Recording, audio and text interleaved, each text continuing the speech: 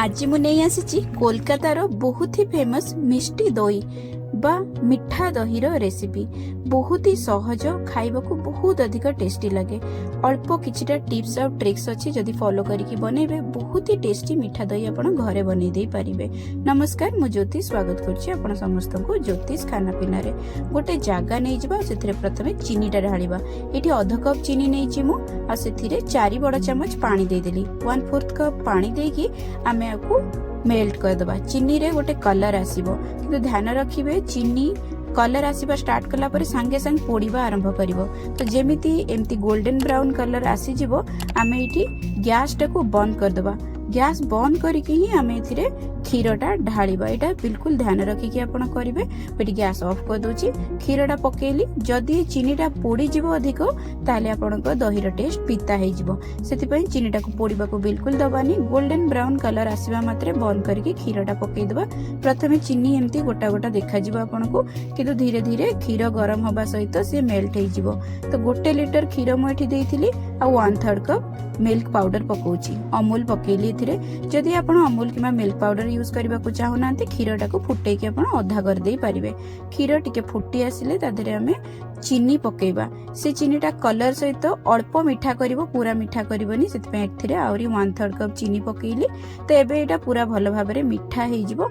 मीठाटा निज हिसाब रे कम बेसी भी करि परिबे। 1 चम्मच घी दोउची बहुत भलो बास्ना आसीबा पई। आ मीठा दहीटा टिके पाटी को चिकन भी लगे, सेतिरे फैट बा क्षीर सर थाए बोली। एबे गैस ऑफ करके आकु आमे टिके ठंडा करबा को देबा। आधा ठंडा करनबा, 15 मिनिट खंडे ठंडा करबा। जेमती एटा उषुम रो टिके अधिक गरम हेतिबो, हाथ मारिले हाथ रे धरी होउतिबो, हाथ सही परथबो, सेती गरम आमे नबा। गोटे जगार 100 ग्राम दही को भल भाव में फेंटी नबा। ये दहीटा को रखिथिबा क्षीर रे मिसेइबा। क्षीर रे मिसेइकी भी आकु बहुत भल भाव में गोळेकी आमे फेंटीबा, जेमती भल से क्षीर आ दहीटा मिसिकी टिके क्षीरटा को बहलिया कर देबो। सेही भलिया सेतिकी भल से आमे आको मिसेइ नबा। तबरे गोटे जगा नेकी तादरे आमे दही को रखिकी सेट करबा। मु एठी माटीर बासन नेइची, आपण जे कोनसी बासन नै परिबे। जदि माटी नउचंती चेष्टा करबे आगुरु यूज हेइथिबा माटीर बासन नबा पई।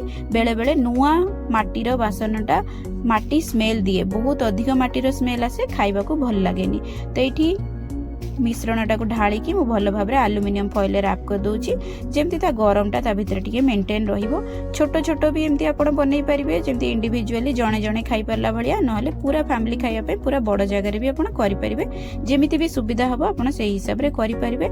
ए सब रेडी हे गेला परे आकु हमें गोटे जगह रे रखिकी कपड़ा ता ऊपर घोड़े देबा। मु एठी मोटा टॉवेल रे आकु भलो भाबे रैप कर दोची। तार जो हीट टा अछि जेमती ता भितर रहिबो, कारण मीठा दही को सेट हबा को टाइम लागे। ये एते जल्दी सेट हुएनी। 1.5 दिन रु 2 दिन बा गोटे दिन रु 2 दिन समय लागि थाए मीठा दही को सेट हबा पई का। जदि बहुत गरम होची टिके जल्दी हे जाई पारे, नहले 24 घंटा तो जेमती हेला को लागि जिवो अलगा दही कंपैरिजन ने, जोटा कि 8-10 घंटा रे रेडी हे जाए। एठी 35 घंटा हेला एटा सेट होउथिला।